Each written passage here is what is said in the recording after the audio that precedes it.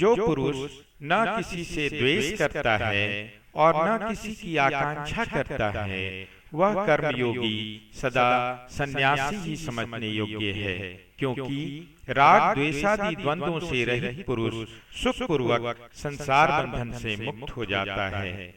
ज्ञान योगियों द्वारा जो परम धाम प्राप्त किया जाता है, कर्म योगियों द्वारा भी वही प्राप्त किया जाता है। इसलिए जो पुरुष ज्ञान योग और कर्म योग को फल रूप में एक देखता है, वही यथार्थ देखता है। जिसका मन अपने वश में है, जो जितेंद्रिय एवं जिसका विशुद्ध अंतःकरण वाला है, और संपूर्ण प्राणियों का आत्मरूप परमात्मा ही जिसका आत्मा है, ऐसा कर्मयोगी कर्म करता हुआ भी लिप्त नहीं होता। तत्व को जानने वाला सांख्य योगी तो देखता हुआ, सुनता हुआ, स्पर्श करता हुआ, सूंघता हुआ, भोजन करता हुआ, गमन करता हुआ, सोता हुआ, श्वास लेता हुआ, बोलता हुआ, त्यागता हुआ, ग्रहण करता हुआ तथा आंखों को खोलता और मूंदता हुआ भी सब इंद्रियां अपने अपने अर्थों में बरत रही है, इस प्रकार समझकर निसंदेह ऐसा मानता है कि वह कुछ भी नहीं करता है। जो पुरुष सब कर्मों को परमात्मा में अर्पण करके और आसक्ति को त्याग कर कर्म करता है, वह पुरुष जल से कमल के पत्ते की भांति पाप से लिप्त नहीं होता। कर्मयोगी ममत्व बुद्धि रहित केवल इंद्रिय, मन, बुद्धि और शरीर द्वारा भी आसक्ति को त्याग कर अंतःकरण की शुद्धि के लिए ही कर्म करता है। कर्मयोगी कर्मों के फल का त्याग करके भगवत प्राप्ति रूप शांति को प्राप्त होता है, और सकाम पुरुष कामना की प्रेरणा से फल में आसक्त होकर बनता है। अंतःकरण जिसके वश में है, ऐसा सांख्य योग का आचरण करने वाला पुरुष न करता हुआ और न करवाता हुआ ही 9 द्वारों वाले शरीर रूप घर में सब कर्मों को मन से त्याग कर आनंद पूर्वक सच्चिदानंद घन परमात्मा के स्वरूप में स्थित रहता है। परमेश्वर मनुष्यों के न तो कर्तापन की, न कर्मों की और न कर्म फल के संयोग की ही रचना करते हैं, किंतु स्वभाव ही बरत रहा है। सर्वव्यापी परमेश्वर भी न किसी के पाप कर्म को और न किसी के शुभ कर्म को ही ग्रहण करता है, किंतु अज्ञान के द्वारा ज्ञान ढका हुआ है, उसी से सब अज्ञानी मनुष्य मोहित हो रहे हैं। परंतु जिनका वह ज्ञान परमात्मा के तत्व ज्ञान से नष्ट कर दिया गया है, उनका वह ज्ञान सूर्य सदृश उस सच्चिदानंद घन परमात्मा को प्रकाशित कर देता है। जिनका मन तद्रुप हो रहा है, जिनकी बुद्धि तद्रुप हो रही है, और सच्चिदानंद घन परमात्मा में ही जिनकी निरंतर एक ही भाव से स्थिति है, ऐसे तत्परायण पुरुष ज्ञान के द्वारा पाप रहित होकर अपुनरावृत्ति को अर्थात परम गति को प्राप्त होते, मोक्ष को प्राप्त होते हैं। वे ज्ञानी जन विद्या और विनय युक्त ब्राह्मण में तथा गौ, हाथी, कुत्ते और चांडाल में भी समदर्शी ही होते हैं। जिनका मन समभाव में स्थित है, उनके द्वारा इस जीवित अवस्था में ही संपूर्ण संसार जीत लिया गया है, क्योंकि सच्चिदानंद घन परमात्मा निर्दोष और सम है, इससे वे सच्चिदानंद घन परमात्मा में ही स्थित हैं। जो पुरुष प्रिय को प्राप्त होकर हर्षित नहीं हो और अप्रिय को प्राप्त होकर उद्विग्न न हो, वह स्थिर बुद्धि संशय रहित ब्रह्मवेत्ता पुरुष सच्चिदानंद घन पर ब्रह्म परमात्मा में एक ही भाव से नित्य स्थित है। बाहर के विषयों में आसक्ति रहित अंतःकरण वाला साधक आत्मा में स्थित जो ध्यान जनित सात्विक आनंद है, उसको प्राप्त होता है। तदंतर वह सच्चिदानंद घन पर ब्रह्म परमात्मा के ध्यान रूप योग में अभिन्न भाव से स्थित पुरुष अक्षय आनंद का अनुभव करता है। एक बार पुनः, बाहर के विषयों में आसक्ति रहित अंतःकरण वाला साधक आत्मा में स्थित जो ध्यान जनित सात्विक आनंद है, उसको प्राप्त होता है। तदंतर वह सच्चिदानंद घन पर ब्रह्म परमात्मा के ध्यान रूप योग में अभिन्न भाव से स्थित पुरुष अक्षय आनंद का अनुभव करता है। जो ये इंद्रियां तथा विषयों के संयोग से उत्पन्न होने वाले सब भोग हैं, यद्यपि विषयी पुरुषों को सुख रूप भासते हैं तो भी दुख के ही हेतु हैं और आदि अंत वाले अर्थात अनित्य हैं। इसलिए बुद्धिमान विवेकी पुरुष उनमें नहीं रमता। जो साधक इस मनुष्य शरीर में शरीर का नाश होने से पहले ही काम क्रोध से उत्पन्न होने वाले वेग को सहन करने में समर्थ हो जाता है, वही पुरुष योगी है और वही सुखी है। जो पुरुष अंतरात्मा में ही सुख वाला है, आत्मा में ही रमन करने वाला है तथा जो आत्मा में ही ज्ञान वाला है, वह सच्चिदानंद घन परब्रह्म परमात्मा के साथ एक ही भाव को प्राप्त सांख्य योगी शांत ब्रह्म को प्राप्त होता है। जिनके सब पाप नष्ट हो गए हैं, जिनके सब संशय ज्ञान के द्वारा निवृत्त हो गए हैं, जो संपूर्ण प्राणियों के हित में रत हैं और जिनका जीता हुआ मन निश्चल भाव से परमात्मा में स्थित है, वे ब्रह्मवेता पुरुष शांत ब्रह्म को प्राप्त होते हैं। काम क्रोध से रहित जीते हुए चित्त वाले पर ब्रह्म परमात्मा का साक्षात्कार किए हुए ज्ञानी पुरुषों के लिए सब ओर से शांत पर ब्रह्म परमात्मा ही परिपूर्ण है। बाहर के विषय भोगों को न चिंतन करता हुआ बाहर ही निकालकर और नेत्रों की दृष्टि को भ्रिकुटी के बीच में स्थित करके तथा नासिका में विचरण करने वाले प्राण और अपान वायु को सम करके जिसकी इंद्रियां, मन और बुद्धि जीती हुई हैं, ऐसा जो मोक्ष परायण मुनि इच्छा, भय और क्रोध से रहित हो गया है, वह सदा मुक्त ही है। भगवान का भक्त, भगवान को सब यज्ञ और तपों का भोगने वाला, संपूर्ण लोकों के ईश्वरों का भी ईश्वर तथा संपूर्ण भूत प्राणियों का सुहृदय अर्थात स्वार्थ रहित दयालु और प्रेमी, ऐसा तत्व से जानकर शांति को प्राप्त होता है। ओम ओम ओम ओम ओम ओम ओम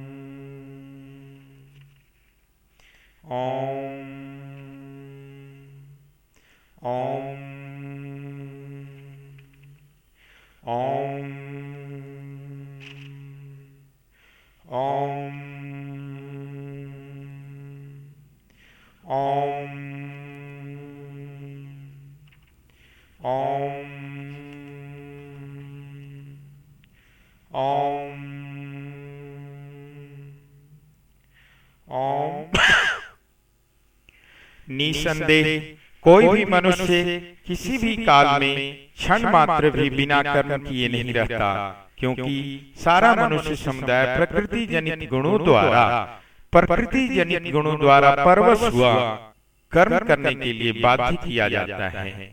जो मूढ़ बुद्धि मनुष्य समस्त इंद्रियों को हठपूर्वक ऊपर से रोककर मन से उन इंद्रियों के विषयों का चिंतन करता रहता है, वह मिथ्याचारी अर्थात दंभी कहा जाता है। जो पुरुष मन से इंद्रियों को वश में करके अनासक्त हुआ समस्त इंद्रियों द्वारा कर्म योग का आचरण करता है, वही श्रेष्ठ है। इसलिए शास्त्र विहित कर्तव्य कर्म करना चाहिए, क्योंकि कर्म न करने की अपेक्षा कर्म करना श्रेष्ठ है तथा कर्म न करने से शरीर निर्वाह भी नहीं सिद्ध होता। यज्ञ के निमित्त किए जाने वाले कर्मों के अतिरिक्त दूसरों कर्मों में लगा हुआ मनुष्य समुदाय कर्मों में बंध जाता है। इसलिए आसक्ति रहित होकर इस यज्ञ के निमित्त ही भली भांति कर्तव्य कर्म करना चाहिए। प्रजापति ब्रह्मा ने कल्प के आदि में यज्ञ सहित प्रजाओं को रचकर उनसे कहा कि तुम लोग इस यज्ञ के द्वारा वृद्धि को प्राप्त हो और यह यज्ञ तुम लोगों को इच्छित भोग प्रदान करने वाला हो। तुम लोग इस यज्ञ के द्वारा देवताओं को उन्नत करो और वे देवता तुम लोगों को उन्नत करें।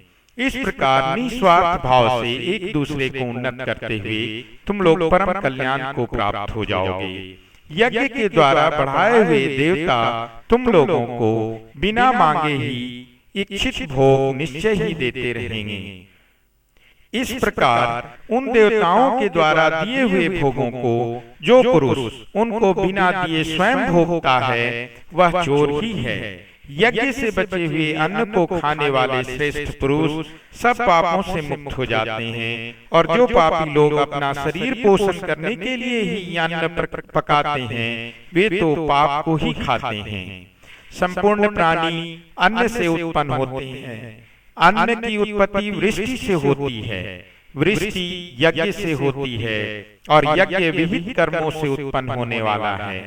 कर्म समुदाय को तू वेद से उत्पन्न और वेद को अविनाशी परमात्मा से उत्पन्न हुआ मानना चाहिए। इससे सिद्ध होता है कि सर्वव्यापी परम अक्षर परमात्मा सदा ही यज्ञ में प्रतिष्ठित है। जो पुरुष इस लोक में इस प्रकार परंपरा से प्रचलित सृष्टि चक्र के अनुकूल नहीं बरतता, अर्थात अपने कर्तव्य का पालन नहीं करता, वह इंद्रियों के द्वारा भोगों में रमन करने वाला पापायु पुरुष व्यर्थ ही जीता है। परंतु जो मनुष्य आत्मा में ही रमन करने वाला और आत्मा में ही तृप्त तथा आत्मा में ही संतुष्ट हो, उसके लिए कोई कर्तव्य नहीं है। उस महापुरुष का इस विश्व में न तो कर्म करने से कोई प्रयोजन रहता है और न कर्मों के न करने से ही कोई प्रयोजन रहता है, तथा संपूर्ण प्राणियों में भी इसका किंचिन मात्र भी स्वार्थ का संबंध नहीं रहता। इसलिए निरंतर आसक्ति से रहित होकर सदा कर्तव्य कर्म को भली भांति करना चाहिए, क्योंकि आसक्ति से रहित होकर कर्म करता हुआ मनुष्य परमात्मा को प्राप्त हो जाता है। जनकादि ज्ञानी जन भी आसक्ति रहित कर्म द्वारा ही परम सिद्धि को प्राप्त हुए थे। इसलिए तथा लोक संग्रह को देखते हुए भी कर्म करने ही योग्य है, अर्थात सभी मनुष्यों का कर्म करना ही उचित है। श्रेष्ठ पुरुष जो आचरण करते हैं अन्य पुरुष भी वैसा ही आचरण करते हैं। वह जो कुछ भी प्रमाण कर देता है समस्त मनुष्य समुदाय उसी के अनुसार बरतने लग जाता है। कर्म में आसक्त हुए अज्ञानी जन जिस प्रकार कर्म करते हैं, आसक्ति रहित विद्वान भी लोक संग्रह करना चाहता हुआ उसी प्रकार कर्म करे, ऐसा होना चाहिए।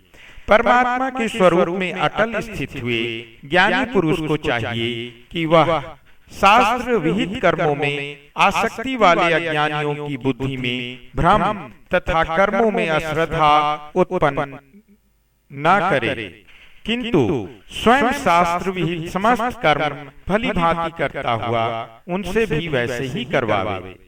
वास्तव में संपूर्ण कर्म सब प्रकार से प्रकृति के गुणों द्वारा किए जाते हैं, तो भी जिसका अंतःकरण अहंकार से मोहित हो रहा है ऐसा ज्ञानी मैं करता हूँ ऐसा मानता है।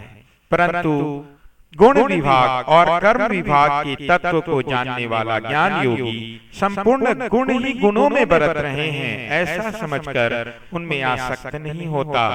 प्रकृति के गुणों से अत्यंत मोहित हुए मनुष्य गुणों में और कर्मों में आसक्त रहते हैं। उन पूर्णतया न समझने वाले मंद बुद्धि अज्ञानियों को पूर्णतया जानने वाला ज्ञानी विचलित न करे। जो कोई मनुष्य दोष दृष्टि से रहित और श्रद्धायुक्त होकर भगवान का अनुसरण करते हैं वे भी संपूर्ण कर्मों से छूट जाते हैं।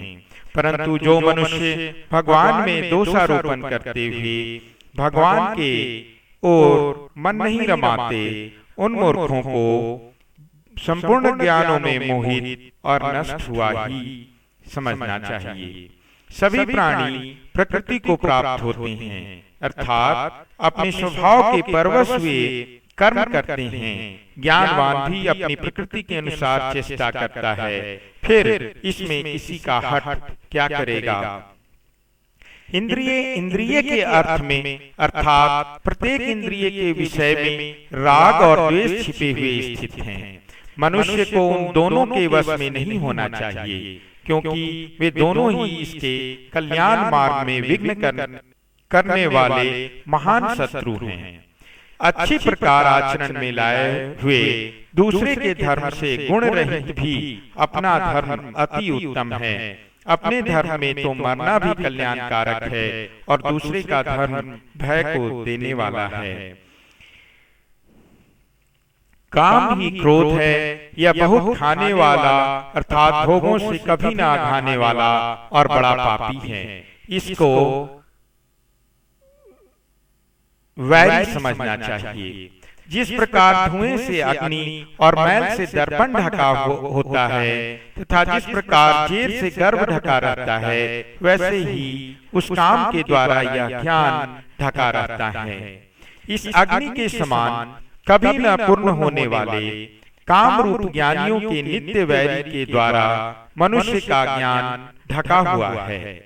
इंद्रियां, मन और बुद्धि ये सब इसके वास स्थान कहे जाते हैं। यह काम इन मन, बुद्धि और इंद्रियों के द्वारा ही ज्ञान को आच्छादित करके जीवात्मा को मोहित करता है। इसलिए पहले इंद्रियों को वश में करके इस ज्ञान और विज्ञान का नाश करने वाले महान पापी काम को अवश्य ही बलपूर्वक मार डालना चाहिए। इंद्रियों के स्थूल शरीर से पर यानी श्रेष्ठ, बलवान और सूक्ष्म कहते हैं। इन इंद्रियों से पर मन है, मन से भी पर बुद्धि है और जो बुद्धि से भी अत्यंत पर है वह आत्मा है। इस प्रकार बुद्धि से पर अर्थात सूक्ष्म, बलवान और अत्यंत श्रेष्ठ आत्मा को जानकर और बुद्धि के द्वारा मन को वश में करके काम रूप दुर्जय शत्रु को मार डालना चाहिए। ओम।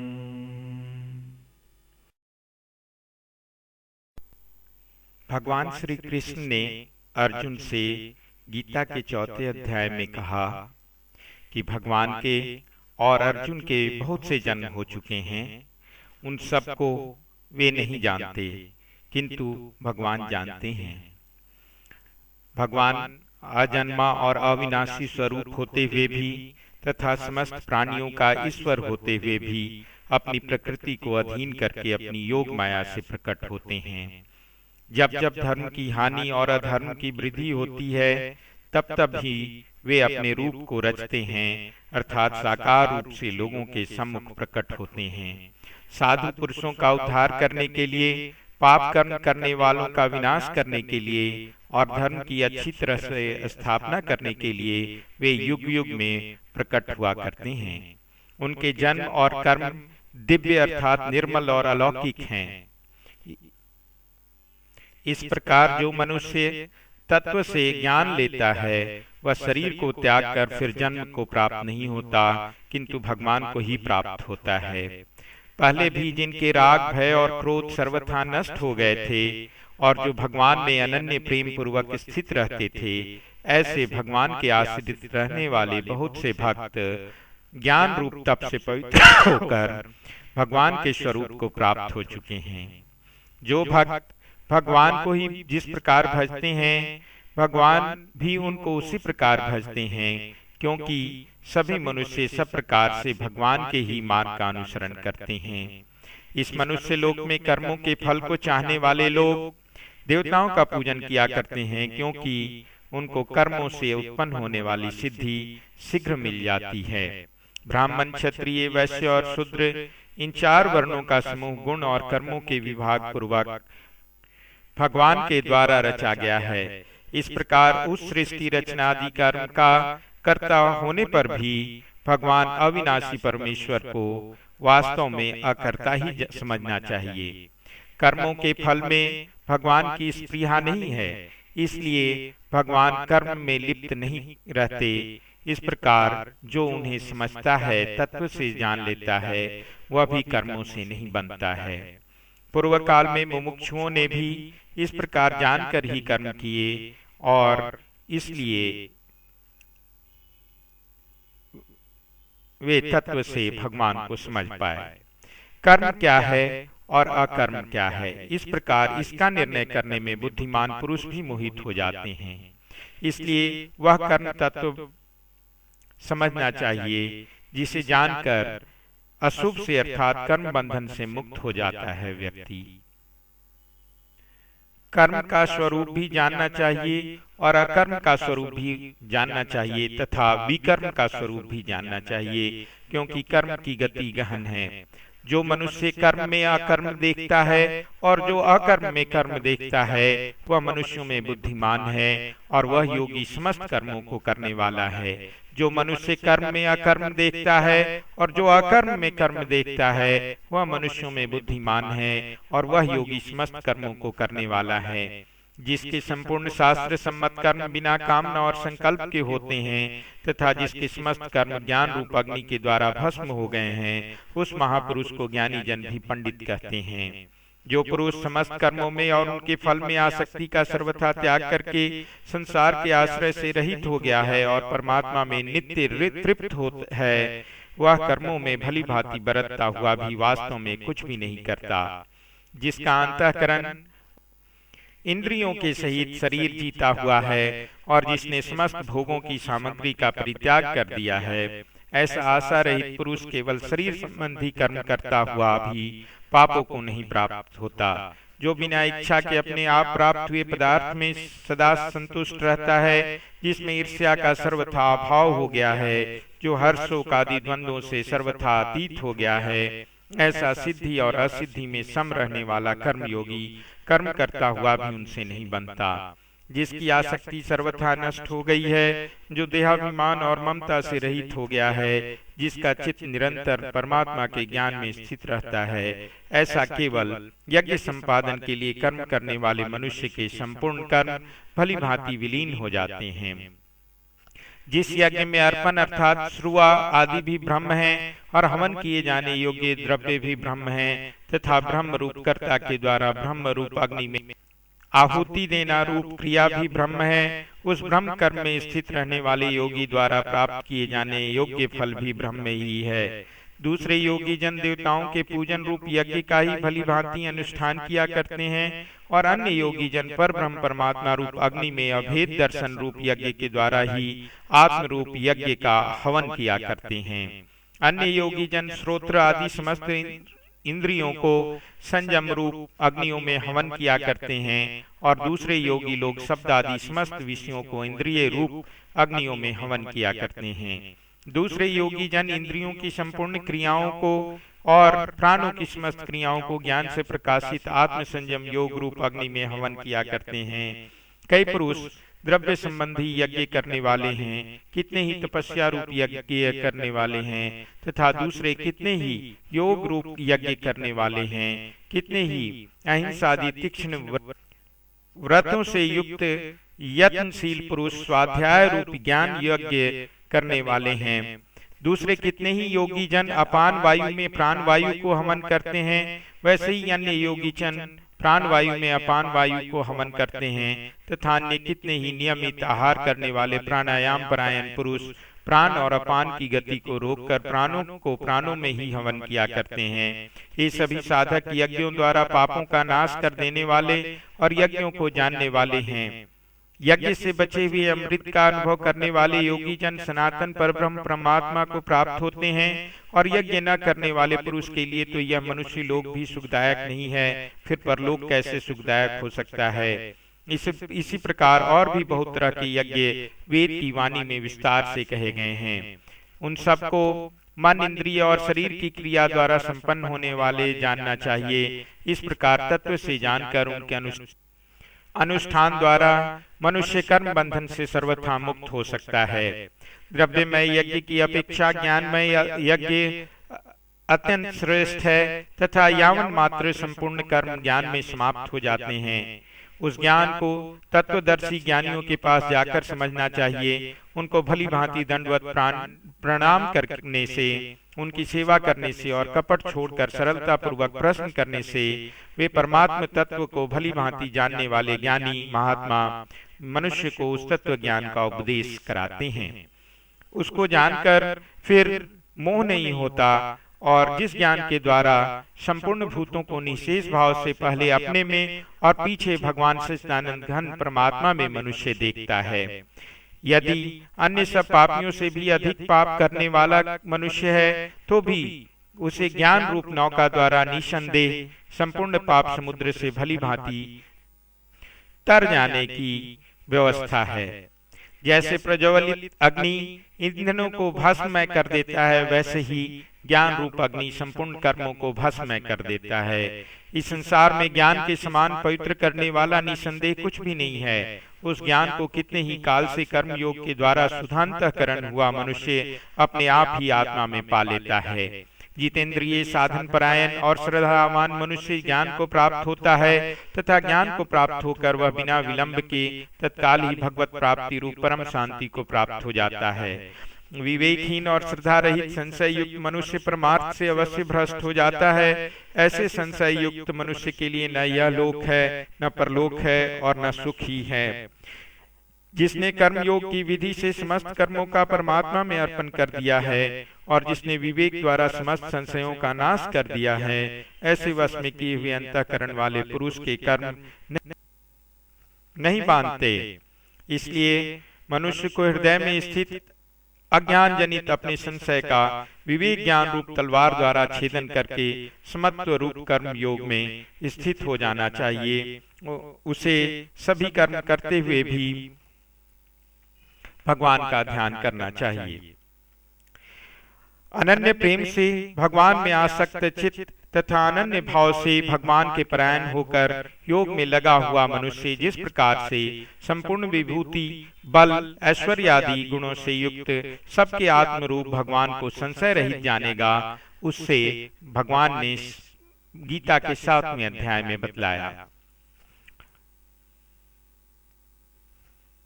हजारों मनुष्यों में कोई एक भगवान की प्राप्ति के लिए यत्न करता है और उन यत्न करने वाले योगियों में भी कोई एक भगवान के परायण होकर उनको तत्व से अर्थात यथार्थ रूप से जानता है। पृथ्वी, जल, अग्नि, वायु, आकाश, मन, बुद्धि और अहंकार भी इस प्रकार यह 8 प्रकार से विभाजित भगवान की प्रकृति हैं। यह 8 प्रकार के भेदों वाली तो अपरा अर्थात भगवान की जड़ प्रकृति है और इससे दूसरी को, जिससे यह संपूर्ण जगत धारण किया जाता है, भगवान की जीव रूपा परा अर्थात चेतन प्रकृति जानना चाहिए। ऐसा समझना चाहिए कि संपूर्ण भूत इन दोनों प्रकृतियों से ही उत्पन्न होने वाले हैं और भगवान संपूर्ण जगत का प्रभाव तथा प्रलय हैं, अर्थात संपूर्ण जगत का मूल कारण भगवान ही हैं। उनसे भिन्न दूसरा कोई भी परम कारण नहीं है। यह संपूर्ण जगत सूत्र में सूत्र के मणियों के सदृश भगवान में गूथा हुआ है। भगवान जल में रस हैं, चंद्रमा और सूर्य में प्रकाश हैं, संपूर्ण वेदों में ओमकार हैं, आकाश में शब्द और पुरुषों में पुरुष तत्व हैं। भगवान पृथ्वी में पवित्र गंध और अग्नि में तेज हैं तथा संपूर्ण भूतों में उनका जीवन है और तपस्वियों में तप हैं। संपूर्ण भूतों का सनातन बीज भगवान को ही जानना चाहिए। वे बुद्धिमानों की बुद्धि और तेजस्वियों का तेज हैं। वे बलवानों का आसक्ति और कामनाओं से रहित बल अर्थात सामर्थ्य हैं और सब भूतों में धर्म के अनुकूल अर्थात शास्त्र के अनुकूल काम हैं। और जो भी सत्व गुण से उत्पन्न होने वाले भाव हैं और जो रजोगुण से तथा तमोगुण से होने वाले भाव हैं, उन सबको भगवान में ही होने वाला मानना चाहिए, परंतु वास्तव में उनमें भगवान और वे भगवान में नहीं हैं। गुणों के कार्य रूप सात्विक, राजस और तामस इन तीनों प्रकार के भावों से यह सारा संसार प्राणी समुदाय मोहित हो रहा है। इसलिए इन तीनों गुणों से परे भगवान को अविनाशी के रूप में वे नहीं जानते, क्योंकि यह अलौकिक अर्थात अति अद्भुत त्रिगुणमयी भगवान की माया बड़ी दुस्तर है। जो पुरुष इसके बाद भी केवल भगवान को ही निरंतर भजते हैं, वे इस माया को उल्लंघन कर जाते हैं और संसार से तर जाते हैं। माया के द्वारा जिनका ज्ञान हरा जा चुका है, ऐसे आसुर स्वभाव को धारण किए हुए मनुष्यों में नीच दूषित कर्म करने वाले मूढ़ लोग भगवान को नहीं भजते। उत्तम कर्म करने वाले अर्थार्थी, आर्त, जिज्ञासु और ज्ञानी ऐसे 4 प्रकार के भक्त जन भगवान को भजते हैं। उनमें नित्य भगवान में एक ही भाव से स्थित अनन्य प्रेम भक्ति वाला ज्ञानी भक्त अति उत्तम है, क्योंकि भगवान को तत्व से जानने वाले ज्ञानी को भगवान अत्यंत प्रिय हैं और वह ज्ञानी भगवान को अत्यंत प्रिय है। ये सभी उदार हैं, परंतु ज्ञानी तो साक्षात भगवान का ही स्वरूप ही है, ऐसा भगवान का मत है, क्योंकि वह मदगत मन बुद्धि वाला ज्ञानी भक्त अति उत्तम गति स्वरूप भगवान में ही अच्छी प्रकार स्थित है। बहुत जन्मों के अंत के जन्म में तत्व ज्ञान को प्राप्त पुरुष सब कुछ वासुदेव ही हैं, इस प्रकार भगवान को भजता है, वह महात्मा अत्यंत दुर्लभ है। उन भोगों की कामना द्वारा जिनका ज्ञान हरा जा चुका है, वे लोग अपने स्वभाव से प्रेरित होकर उस नियम को धारण करके अन्य देवताओं को भजते हैं, अर्थात पूजन करते हैं। जो सकाम भक्त जिस देवता के स्वरूप को श्रद्धा से पूजन करता है उस भक्त की श्रद्धा को भगवान उसी देवता के प्रति स्थिर करते हैं। वह पुरुष उस श्रद्धा से युक्त होकर उस देवता का पूजन करता है और उस देवता से भगवान के द्वारा ही विधान किए हुए उन इच्छित भोगों को निसंदेह प्राप्त करता है। परंतु उन अल्प बुद्धि वालों का वह फल नाशवान है तथा वे देवताओं को पूजने वाले देवताओं को प्राप्त होते हैं, तथा भगवान को चाहने वाले भक्त जैसे ही भी भजें, अंत में वे भगवान को ही प्राप्त होते हैं। बुद्धिहीन पुरुष भगवान के अनुत्तम अविनाशी परम भाव को न जानते हुए मन इंद्रियों से परे भगवान सच्चिदानंद घन परमात्मा को मनुष्य की भांति जानकर व्यक्ति भाव को प्राप्त हुआ मानते हैं। अपनी योग माया से छिपा हुआ भगवान सबके प्रत्यक्ष नहीं होता, इसलिए वह ज्ञानी जन समुदाय भगवान को जन्म रहित अविनाशी परमेश्वर को नहीं जान पाता, अर्थात भगवान को जन्मने मरने वाला समझता है। पूर्व में व्यतीत हुए और वर्तमान में स्थित तथा आगे होने वाले सब भूतों को भगवान जानते हैं, परंतु भगवान को कोई भी श्रद्धा भक्ति रहित पुरुष नहीं जानता। संसार में इच्छा और द्वेष से उत्पन्न सुख दुखादि द्वंद्व रूप मोह से संपूर्ण प्राणी अत्यंत अज्ञता को प्राप्त हो रहे हैं, परंतु निष्काम भाव से श्रेष्ठ कर्मों का आचरण करने वाले जिन पुरुषों का पाप नष्ट हो गया है, वे राग द्वेष जनित द्वंद्व रूप मोह से मुक्त दृढ़ निश्चयी भक्त भगवान को सब प्रकार से भजते हैं। जो भगवान के शरण होकर जरा और मरण से छूटने के लिए यत्न करते हैं, वे पुरुष उस ब्रह्म को, संपूर्ण अध्यात्म को, संपूर्ण कर्म को जानते हैं। जो पुरुष अधिभूत और अधिदेव के सहित तथा अधियज्ञ के सहित भगवान को अंत काल में भी जानते हैं, वे युक्ति चित्त वाले पुरुष भगवान को जानते हैं और उन्हें ही प्राप्त हो जाते हैं। ओम ओम ओम ओम।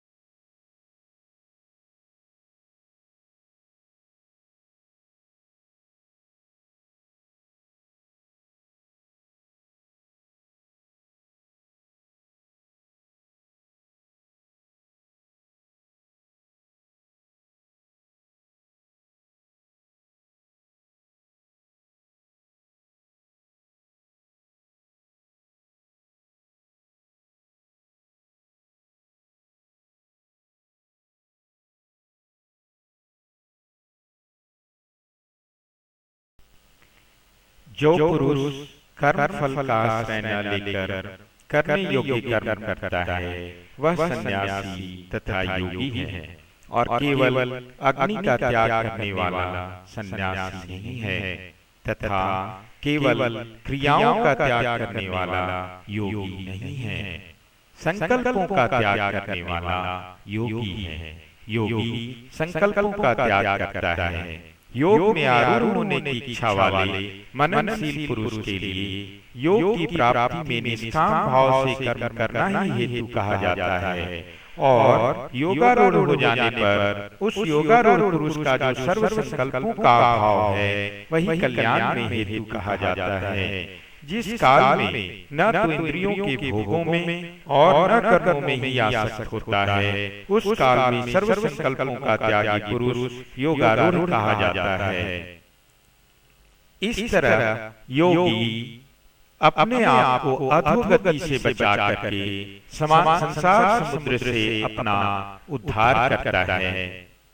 जिस जीवात्मा द्वारा मन और इंद्रियों सहित शरीर जीता हुआ है, उस जीवात्मा का तो वह आप ही मित्र है, और जिसके द्वारा मन तथा इंद्रियों सहित शरीर नहीं जीता गया है, उसके लिए वह आप ही शत्रु के सदृश शत्रुता में बरतता है। सर्दी गर्मी और सुख दुख आदि में तथा मान और अपमान में जिसके अंतःकरण की वृत्तियां भली भांति शांत हैं, ऐसे स्वाधीन आत्मा वाले पुरुष के ज्ञान में सच्चिदानंद घन परमात्मा सम्यक प्रकार से स्थित हैं, अर्थात उसके ज्ञान में परमात्मा के सिवा अन्य कुछ है ही नहीं। जिसका अंतःकरण ज्ञान विज्ञान से तृप्त है, जिसकी स्थिति विकार रहित है, जिसकी इंद्रियां भली भांति जीती हुई हैं, और जिसके लिए मिट्टी पत्थर और स्वर्ण समान हैं, वह योगी युक्त अर्थात भगवत प्राप्त है, ऐसा कहा जाता है। सुहृद मित्र वैरी उदासीन मध्यस्थ द्वेष्य और बंधुगणों में धर्मात्माओं में और पापियों में भी समान भाव रखने वाला अत्यंत श्रेष्ठ है। मन और इंद्रियों सहित शरीर को वश में रखने वाला आशा रहित और संग्रह रहित योगी अकेला ही एकांत स्थान में स्थित होकर आत्मा को निरंतर परमात्मा में लगाता है। शुद्ध भूमि में जिसके ऊपर क्रमशः कुशा मृगशाला और वस्त्र बिछे हैं, जो न बहुत ऊंचा है और न बहुत नीचा, ऐसे अपने आसन को स्थिर स्थापन करके योग का अभ्यास करना चाहिए। उस आसन पर बैठकर चित्त और इंद्रियों की क्रियाओं को वश में रखते हुए मन को एकाग्र करके अंतःकरण की शुद्धि के लिए योग का अभ्यास करना चाहिए। काया सिर और गले को समान एवं अचल धारण करके और स्थिर होकर अपनी नासिका के अग्रभाग पर दृष्टि जमाकर अन्य दिशाओं को न देखता हुआ ब्रह्मचारी के व्रत में स्थित भय रहित तथा भली भांति शांत अंतःकरण वाला सावधान योगी मन को रोककर परमात्मा में चित्त वाला और परमात्मा के परायण होकर स्थित होता है। वश में किए हुए मन वाला योगी इस प्रकार आत्मा को निरंतर परमात्मा के स्वरूप में लगाता हुआ परमात्मा में रहने वाली परमानंद की पराकाष्ठा रूप शांति को प्राप्त होता है। यह योग न तो बहुत खाने वाले का और न बिल्कुल न खाने वाले का है, न बहुत शयन करने के स्वभाव वाले का और न सदा जागने वाले का ही सिद्ध होता है। दुखों का नाश करने वाला योग तो यथा योग्य आहार विहार करने वाले का, कर्मों में यथा योग्य चेष्टा करने वाले का और यथा योग्य सोने तथा जागने वाले का ही सिद्ध होता है। अत्यंत वश में किया हुआ चित्त जिस काल में परमात्मा में ही भली भांति स्थित हो जाता है, उस काल में संपूर्ण भोगों से स्पृहा रहित पुरुष योग युक्त है, ऐसा कहा जाता है। जिस प्रकार वायु रहित स्थान में स्थित दीपक चलायमान नहीं होता, वैसे ही उपमा परमात्मा के ध्यान में लगे हुए योगी के जीते हुए चित्त की कही गई है। योग के अभ्यास से निरुद्ध चित्त जिस अवस्था में उपराम हो जाता है और जिस अवस्था में परमात्मा के ध्यान से शुद्ध हुई सूक्ष्म बुद्धि द्वारा परमात्मा को साक्षात करता हुआ सच्चिदानंद घन परमात्मा में ही संतुष्ट रहता है, इंद्रियों से अतीत केवल शुद्ध हुई सूक्ष्म बुद्धि द्वारा ग्रहण करने योग्य जो अनंत आनंद है, उसको जिस अवस्था में अनुभव करता है और जिस अवस्था में स्थित यह योगी परमात्मा के स्वरूप से विचलित होता ही नहीं, परमात्मा की प्राप्ति रूप जिस लाभ को प्राप्त होकर उससे अधिक दूसरा कुछ भी लाभ नहीं मानता, और परमात्मा प्राप्ति रूप जिस अवस्था में स्थित योगी बड़े भारी दुख से भी चलायमान नहीं होता, जो दुख रूप संसार के संयोग से रहित है तथा जिसका नाम योग है, उसको जानना चाहिए। वह योग नवताए हुए अर्थात धैर्य और उत्साह युक्त से निश्चय पूर्वक करना कर्तव्य है। संकल्प से उत्पन्न होने वाली संपूर्ण कामनाओं के निशेष रूप से त्याग कर और मन के द्वारा इंद्रियों के समुदाय को सभी ओर से भली भांति रोककर क्रम से अभ्यास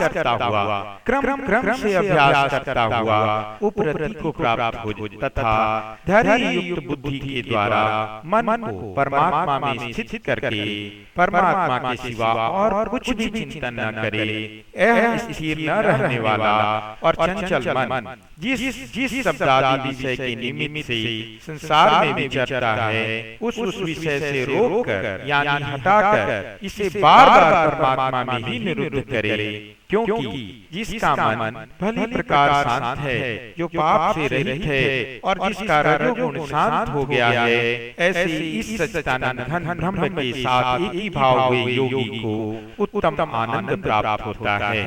वह पाप रहित योगी इस प्रकार निरंतर आत्मा को परमात्मा में लगाता हुआ सुख पूर्वक पर ब्रह्म परमात्मा की प्राप्ति रूप अनंत आनंद का अनुभव करता है। सर्वव्यापी अनंत चेतन में एक ही भाव से स्थित रूप योग से युक्त आत्मा वाला तथा सब में समभाव से देखने वाला योगी आत्मा को संपूर्ण भूतों में स्थित और संपूर्ण भूतों को आत्मा में कल्पित देखता है। सर्वव्यापी अनंत चेतन में एक ही भाव से स्थित रूप योग से युक्त आत्मा वाला तथा सब में समभाव से देखने वाला योगी आत्मा को संपूर्ण भूतों में स्थित और संपूर्ण भूतों को आत्मा में कल्पित देखता है। जो पुरुष संपूर्ण भूतों में सबके आत्म रूप भगवान वासुदेव को ही व्यापक देखता है और संपूर्ण भूतों को भगवान वासुदेव के अंतर्गत देखता है, उसके लिए भगवान अदृश्य नहीं होते और वह भगवान के लिए अदृश्य नहीं होता। कि भाव में स्थित होकर संपूर्ण भूतों में आत्म रूप से स्थित भगवान सच्चिदानंद वासुदेव को भजता है, वह योगी सब प्रकार से बरतता हुआ भी भगवान में ही बरतता है। जो योगी अपनी भांति संपूर्ण भूतों में सम देखता है और सुख अथवा दुख को भी सब में सम देखता है, वह योगी परम श्रेष्ठ माना गया है। निसंदेह मन चंचल और कठिनता से वश में होने वाला है, परंतु यह अभ्यास और वैराग्य से वश में होता है। जिसका मन वश में किया हुआ नहीं है, ऐसे पुरुष द्वारा योग दुष्प्राप्य है, और वश में किए हुए मन वाले प्रयत्नशील पुरुष द्वारा साधन से योग का प्राप्त होना सहज ही है। योग को इस तरह प्राप्त किया जा सकता है। उस पुरुष का न तो इस लोक में नाश होता है और न परलोक में ही, क्योंकि आत्मोद्धार के लिए अर्थात भगवत प्राप्ति के लिए कर्म करने वाला कोई भी मनुष्य दुर्गति को प्राप्त नहीं होता। योग भ्रष्ट पुरुष पुण्यवान के लोगों को अर्थात स्वर्ग आदि उत्तम लोगों को प्राप्त होकर उनमें बहुत वर्षों तक निवास करके फिर शुद्ध आचरण वाले श्रीमान पुरुषों के घर में जन्म लेता है। यदि योग में दक्ष अभ्यासरत कोई पुरुष किसी कारण से कालांतर में योग भ्रष्ट हो जाता है, ऐसे योग भ्रष्ट पुरुष का पूर्व में किया गया योग आसानी से ऐसे ही नष्ट नहीं हो जाता। ऐसे योग भ्रष्ट पुरुष बनने वाले के लोगों को अर्थात स्वर्ग आदि उत्तम लोगों को प्राप्त होकर उनमें वर्षों तक निवास करके फिर शुद्ध आचरण वाले श्रीमान पुरुषों के घर में जन्म लेता है, अथवा वैराग्यवान पुरुष उन लोगों में न जाकर ज्ञानवान योगियों के ही कुल में जन्म लेता है। परंतु इस प्रकार का जो यह जन्म है, जो संसार में निसंदेह अत्यंत दुर्लभ है, वहाँ उस पहले शरीर में संग्रह किए हुए बुद्धि संयोग अर्थात संबुद्धि रूप योग के संस्कारों को अनायास ही प्राप्त कर लेता है और उसके प्रभाव से वह फिर परमात्मा की प्राप्ति रूप सिद्धि के लिए पहले से भी बढ़कर प्रयत्न करता है। वह श्रीमानों के घर में जन्म लेने वाला योग भ्रष्ट पराधीन हुआ भी उस पहले के अभ्यास से ही निसंदेह भगवान की ओर आकर्षित किया जाता है तथा संबुद्धि रूप योग का जिज्ञासु भी वेद में कहे हुए सकाम कर्मों के फल को उल्लंघन कर जाता है। इस तरह प्रयत्न पूर्वक अभ्यास करने वाला योगी तो पिछले अनेक जन्मों के संस्कार बल से इसी जन्म में संसिद्ध होकर संपूर्ण पापों से रहित हो फिर तत्काल ही परम गति को प्राप्त हो जाता है। योगी तपस्वियों से श्रेष्ठ है, शास्त्र ज्ञानियों से भी श्रेष्ठ माना गया है और सकाम कर्म करने वाले से भी योगी श्रेष्ठ है। इसलिए योग की प्राप्ति प्रयास करने योग्य है। संपूर्ण योगियों में भी जो श्रद्धावान योगी भगवान में लगे हुए अंतरात्मा से भगवान को निरंतर भजता है, वह योगी भगवान को परम श्रेष्ठ और परम प्रिय माना गया है। ओम ओम ओम।